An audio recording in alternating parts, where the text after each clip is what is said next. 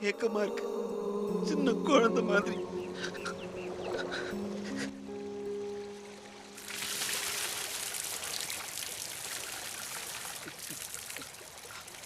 உங்க அம்மா உன்னை குளிப்பாட்டி விடலன்னா என்னையா, நான் உன்னை குளிப்பாட்டி விடுறேன்.